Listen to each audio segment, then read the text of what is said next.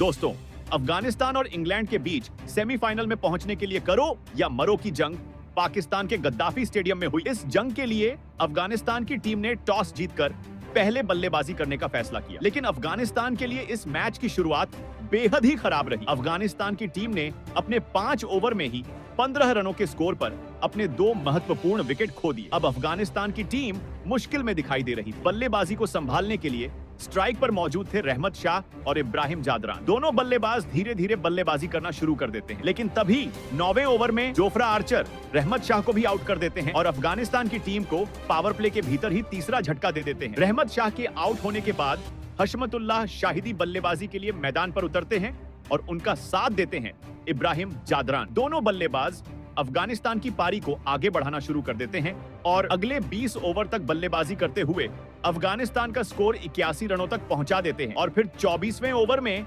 इब्राहिम जादरान शानदार अर्धशतक लगा देते हैं और लगातार बल्लेबाजी जारी रखते हैं। लेकिन फिर 30वें ओवर में आदिल रशीद हशमतुल्लाह शाहिदी को 40 रन के स्कोर पर आउट कर पवेलियन भेज देते हैं। शाहिदी के आउट होने के बाद अजमतुल्लाह ओमरजई बल्लेबाजी के लिए उतरते हैं और दोनों बल्लेबाज अफगानिस्तान की पारी को संभाल लेते हैं और 35 ओवर तक बल्लेबाजी करते हुए अपनी टीम का स्कोर 170 रनों के पार पहुंचा देते हैं।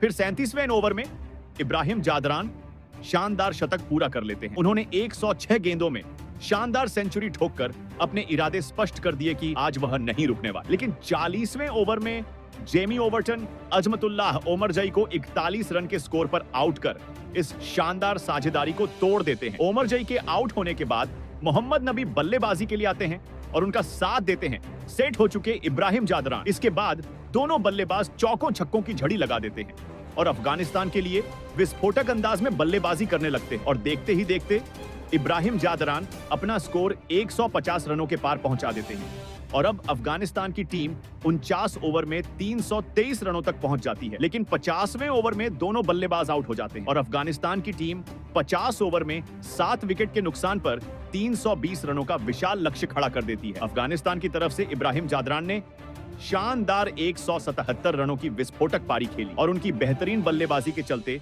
अफगानिस्तान की टीम 320 रन तक पहुंचने में सफल हुई। अब इंग्लैंड को जीत के लिए 50 ओवर में 321 रन बनाने थे। लक्ष्य का पीछा करने के लिए इंग्लैंड के 2 विस्फोटक ओपनर बल्लेबाज मैदान पर उतरे, लेकिन इंग्लैंड की शुरुआत भी काफी खराब रही। इंग्लैंड की टीम 7 ओवर में ही 39 रन के स्कोर पर अपने 2 विकेट खो देती है और टीम मुश्किल में दिखाई देती है। इंग्लैंड को संभालने के लिए बेन डकेट और कप्तान जो रूट किसी तरह पारी को संभालने की कोशिश करते हैं। दोनों बल्लेबाज लगातार बल्लेबाजी करते हुए 15 ओवर में इंग्लैंड का स्कोर 93 रनों तक पहुंचा देते हैं। लेकिन 17वें ओवर में राशिद खान सेट हो चुके बेन डकेट को 38 रन के स्कोर पर एलबीडब्ल्यू आउट कर देते हैं और इंग्लैंड को तीसरा और सबसे बड़ा झटका दे देते हैं। और अब इंग्लैंड को संभालने के लिए हैरी ब्रूक बल्लेबाजी के लिए उतरते हैं, लेकिन वे ज्यादा देर टिक नहीं पाते और मोहम्मद नबी उन्हें क्लीन बोल्ड कर देते हैं। फिर 23वें ओवर में इंग्लैंड का स्कोर 137 रन पर पहुंचता है, लेकिन टीम अपने 4 महत्वपूर्ण विकेट खो चुकी होती है जो रूट क्रीज पर टिके हुए होते हैं,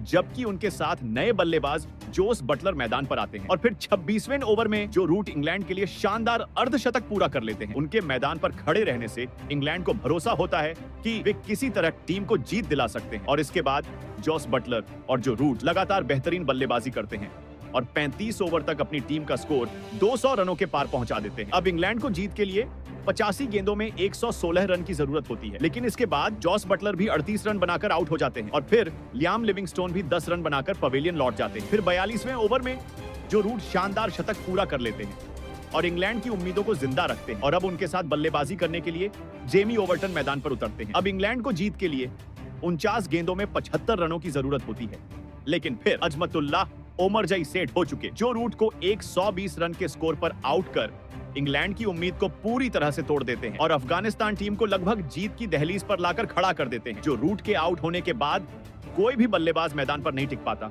और इंग्लैंड की टीम इस मुकाबले को 8 रनों से हार जाती है। इंग्लैंड की टीम 49.5 ओवर में 317 रनों के स्कोर पर ऑल आउट हो जाती है और यहां से इंग्लैंड की टीम चैंपियंस ट्रॉफी 2025 के टूर्नामेंट से बाहर हो जाती है। इस मैच के हीरो रहे अजमतुल्लाह ओमरजई, जिन्होंने अफगानिस्तान के लिए शानदार 5 विकेट लेकर इंग्लैंड को बुरी तरह हरा दिया। तो दोस्तों, आपको इंग्लैंड और अफगानिस्तान के बीच खेले गए चैंपियंस ट्रॉफी के मुकाबले का पूरा रोमांच कैसा लगा? कमेंट करके अपनी कीमती राय जरूर दें। तब तक धन्यवाद।